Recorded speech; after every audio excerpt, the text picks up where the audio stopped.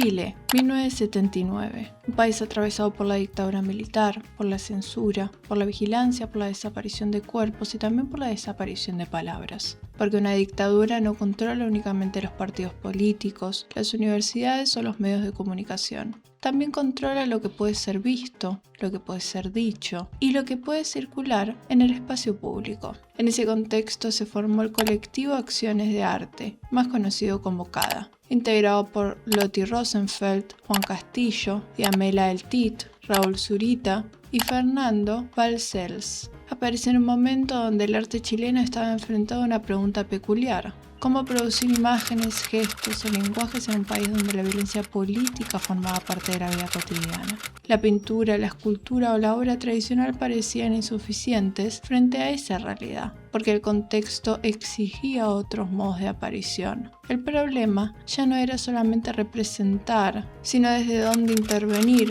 cómo hablar en medio de la censura, cómo construir signos capaces de atravesar una sociedad vigilada. Nelly Richard llamó a este conjunto de prácticas la escena avanzada, una zona del arte chileno que, desde los márgenes, empezó a trabajar con lenguajes fragmentados, metafóricos, oblicuos. Eran formas de decir cuando expresarse directamente podía ser peligroso, formas de aparecer cuando el espacio público estaba disciplinado por el miedo. Ahí está la clave para entender el CADA. El arte empieza a funcionar como una especie de lenguaje en clave, un lenguaje hecho de acciones, documentos, cuerpos, recorridos urbanos, textos, imágenes y gestos mínimos. Una práctica artística capaz de moverse por las grietas del sistema. La dictadura intentaba ordenar la sensibilidad social, decir qué se veía, qué se ocultaba, qué se naturalizaba y qué quedaba fuera del relato oficial. Los diarios podían callar, las instituciones podían mirar hacia otro lado, la ciudad podía seguir funcionando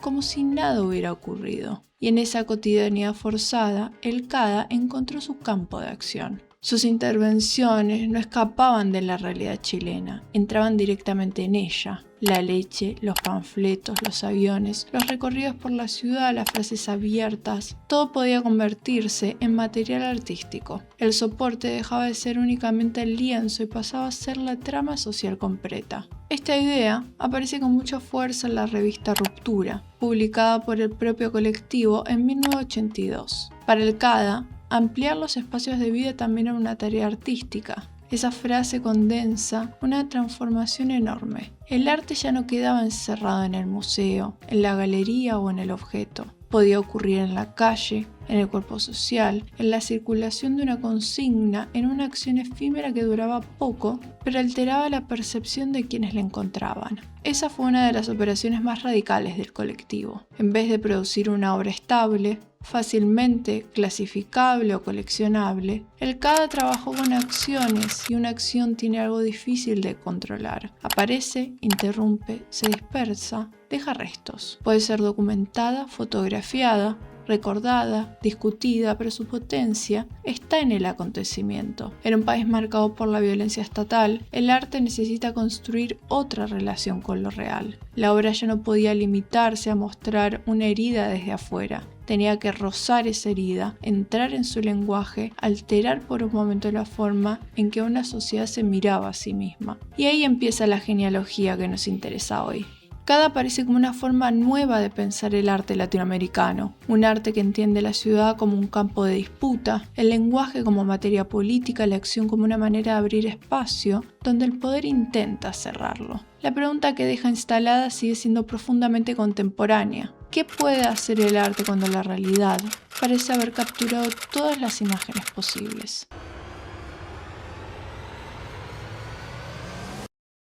Si el contexto chileno estaba marcado por la censura, el miedo y el control del espacio, la respuesta del colectivo fue sacar el arte de sus lugares seguros. El museo, la galería, el lienzo, la escultura ya no alcanzaban como únicos soportes. La ciudad empezó a funcionar como superficie de inscripción. La calle se volvió una zona de disputa visual. El cuerpo, el lenguaje, el video y el archivo entraron en la obra como materiales centrales. Una de las acciones más potentes para entender esto es AI Sudamérica, realizada en 1981. El CADA alquiló avionetas que sobrevolaron Santiago de Chile y lanzaron cientos de miles de volantes sobre la ciudad. El cielo, normalmente asociado al control militar, al recuerdo del bombardeo de la moneda y a la vigilancia, era usado para hacer circular una acción poética. Los volantes proponían una reflexión sobre el arte, el trabajo y la vida, es decir, el cada trabajaba desde una política de desplazamiento. No necesitaba decir todo de manera frontal, usaba el gesto, la escala, el recorrido y la aparición inesperada para alterar la percepción de la ciudad. La obra empezaba a ocurrir en medio de la vida cotidiana. Muchas de estas acciones fueron efímeras. Duraban minutos, a veces horas, pero sobrevivían a través del registro, a través de la fotografía, el video, los panfletos, los relatos, publicaciones y documentos. El archivo dejaba de ser un lugar pasivo donde se guarda lo que ya pasó y se convertía en una segunda vida de la obra. En un contexto de apagón informativo, registrar también era una forma de resistir. El video permitía que una acción local circulara más allá de Chile. Podía viajar, ser vista, compartida, discutida, funcionar como prueba y como imagen política. Así la obra seguía moviéndose en sus restos. Esto se ve con muchísima claridad en la obra de Lotti Rosenfeld, especialmente en una milla de cruces sobre el pavimento, realizada por primera vez en 1979. Rosenfeld intervenía en las líneas discontinuas de las calles pintando una línea transversal. La señal de tránsito, ese signo mínimo que ordena cómo deben circular los cuerpos y los autos, se transformaba en una cruz, en un signo de más, en una interrupción visual. El gesto parece simple, pero tiene una carga enorme. La calle está llena de órdenes invisibles: avanzar, detenerse, girar, obedecer, circular por donde corresponde. Rosenfeld tomó una de esas marcas del orden cotidiano y la desvió. La línea que organizaba el tránsito se convirtió en una imagen extraña. En plena dictadura militar, esas cruces sobre el pavimento podían leerse como marcas de desobediencia, como señales de duelo, como presencias mínimas de aquello que el discurso oficial intentaba borrar. El movimiento entendió muy temprano que el arte podía trabajar con materiales inestables. Una frase, un trayecto, una fotocopia, un volante, una línea pintada en el pavimento, elementos cotidianos casi pobres, cargados de una potencia política enorme cuando eran desplazados de su función habitual. Por eso el lenguaje también se vuelve un soporte artístico. La dictadura no controlaba solamente los cuerpos, también intentaba controlar las palabras. En 1983 Cada lanzó una de sus operaciones más influyentes: No más. La fuerza de No más estaba en su apertura. Era una fórmula mínima, directa e incompleta. El colectivo pintaba esas dos marcas en los muros y dejaban un espacio para que otros completaran la frase.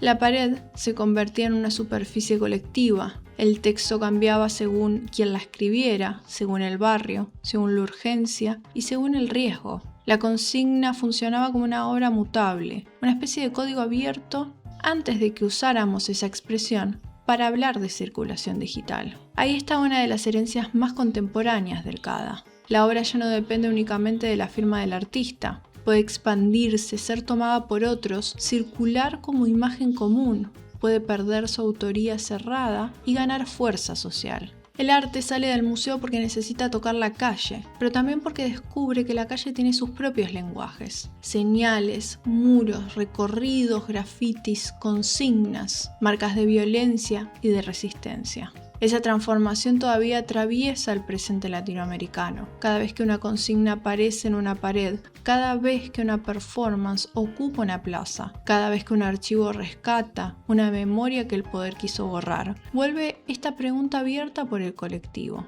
¿qué pasa cuando el arte deja de esperar un lugar autorizado y empieza a producir su propio espacio de aparición? Si disfrutas el contenido de The Kitsch Press, puedes unirte a nuestras membresías aquí en YouTube. Como miembro tendrás acceso a contenido exclusivo, conversaciones más profundas sobre arte contemporáneo, entrevistas exclusivas, contenido exclusivo en ferias internacionales y acceso anticipado a nuevos proyectos de The Kitsch Press. Tu apoyo nos ayuda a seguir construyendo nuestra plataforma dedicada al arte latinoamericano, la crítica cultural y las conexiones dentro del mundo del arte internacional. Unite y sé parte de esta comunidad. La herencia del CADA no aparece solamente en quienes citan al colectivo de manera directa. Aparece en una forma de entender el arte latinoamericano como acción situada, una práctica que trabaja con el cuerpo, la calle, archivos, consignas y memorias abiertas. Ese es el corazón de esta genealogía.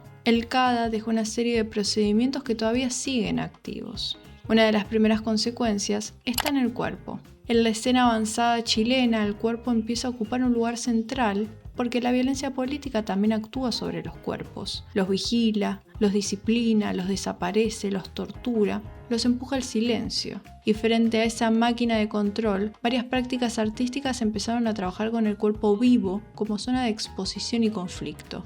Esto se ve en las acciones de Diamela El Tit, por ejemplo, en Zonas de Dolor, donde el cuerpo aparece atravesado por la herida, el margen y la violencia social. También se ve en Lotti Rosenfeld, cuando interviene el pavimento con cruces que alteran las señales de circulación. En ambos casos, el gesto artístico toca una zona sensible del orden dictatorial.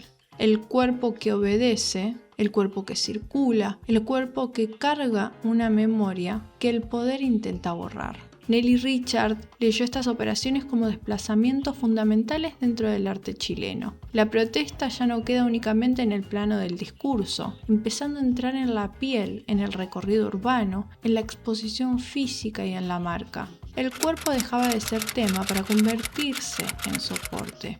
Esa línea llega con muchísima fuerza al presente. Uno de los ejemplos más claros es Las Tesis, el colectivo chileno que en 2019 creó Un violador en tu camino. La acción que se estructuraba con una letra, una coreografía, una disposición colectiva del cuerpo y una acusación política frontal contra la violencia.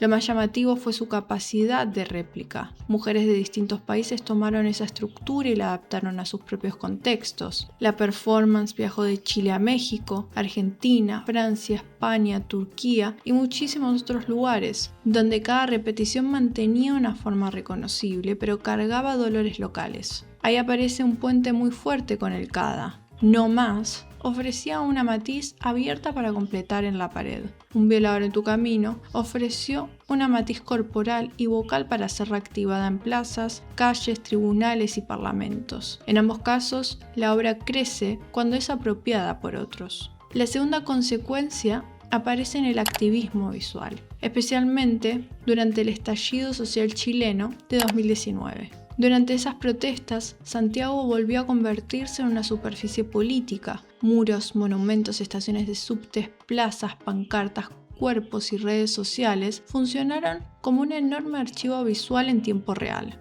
La ciudad fue cubierta de frases, grafitis, imágenes de ojos heridos, denuncias contra la represión, demandas contra la desigualdad, críticas al sistema de pensiones y marcas de duelo colectivo. En ese contexto reaparecen muchas de las tácticas que CADA había trabajado en los años 80. La rapidez del signo callejero, la escritura anónima, la consigna mutable, la imagen que circula entre muro y pantalla, la ocupación del espacio público como forma de disputa sensible. El no más vuelve como una estructura disponible, no más represión, no más impunidad, no más abusos. La frase cambia porque el presente cambió, pero la matriz permanece porque ciertas deudas históricas nunca fueron cerradas del todo. Ahí entra la idea de memoria postdictatorial. Muchas sociedades latinoamericanas salieron formalmente de sus dictaduras, pero conservaron heridas abiertas en sus instituciones, en sus economías, en sus policías, en sus formas de desigualdad. Por eso las heridas estéticas de los 80 vuelven a tener utilidad en el 2019. La calle vuelve a necesitar signos rápidos, colectivos y reconocibles. El muro vuelve a ser un lugar donde se escribe aquello que las instituciones tardan demasiado en escuchar. La tercera consecuencia está en el archivo. El CADA entendió muy temprano que una acción efímera necesitaba dejar restos, videos, panfletos, testimonios. Ese registro permitía que la obra sobreviviera al momento de la acción y pudiera circular incluso fuera de Chile. En una dictadura, documentar también era disputar la versión oficial de los hechos. Hoy esa dimensión es central para el arte latinoamericano contemporáneo. El archivo aparece como un campo de batalla político. Quien guarda, ordena, muestra o digitaliza un documento también decide qué memorias pueden volver a hablar. Proyectos como la Red Conceptualismos del Sur fueron fundamentales para activar archivos de prácticas artísticas y políticas latinoamericanas, incluyendo experiencias como el CADA o Tucumán Arde.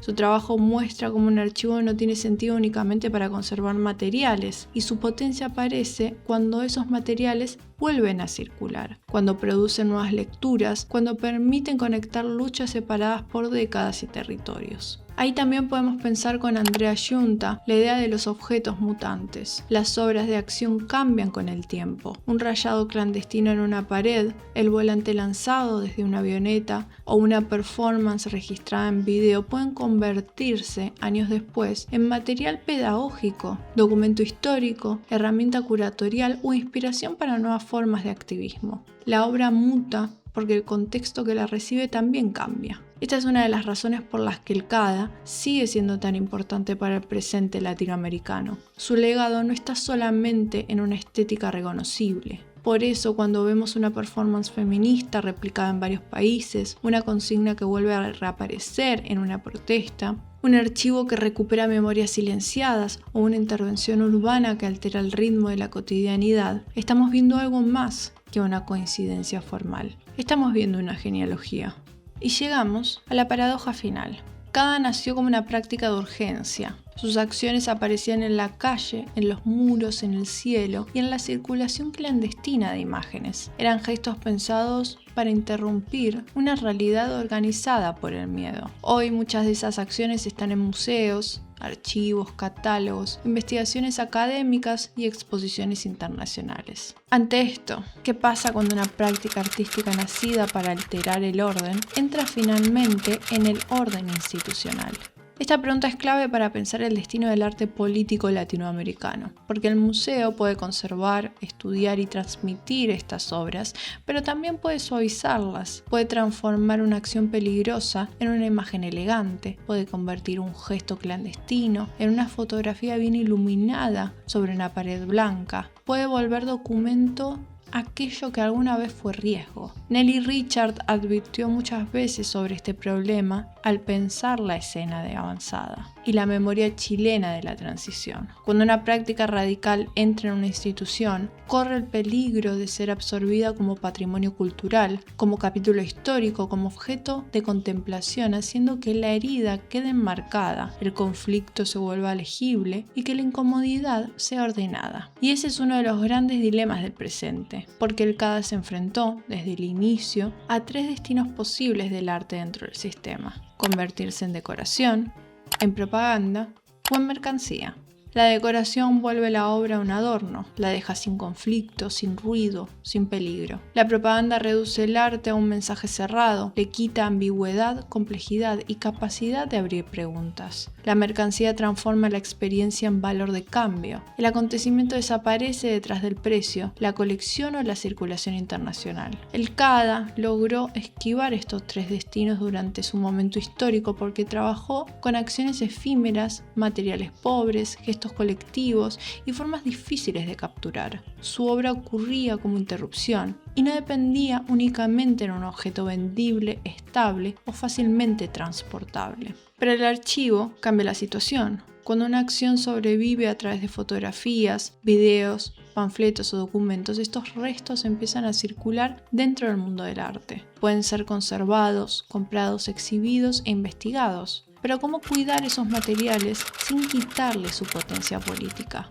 Sueli Rolnick trabaja con esta pregunta desde lo que llama el furor del archivo. En las últimas décadas, muchas instituciones internacionales comenzaron a interesarse por los archivos de prácticas experimentales latinoamericanas. Ese interés puede abrir posibilidades enormes de preservación y visibilidad, pero también puede producir una captura. El archivo viaja al centro global, se ordena bajo sus categorías y pierde contacto con las luchas que lo hicieron existir. Por eso el problema está en cómo se activa. Ir al museo a mirar las fotos del CADA como reliquias de una época heroica sería una forma demasiado cómoda de clausurar la historia. La potencia aparece cuando estas imágenes vuelven a producir preguntas en el presente, cuando una nueva generación mira esas acciones y entiende que el arte puede intervenir la realidad, disputar el lenguaje común y producir formas colectivas de aparición. Andrea Giunta propone pensar muchas obras latinoamericanas como objetos mutantes. Cambian de función con el tiempo.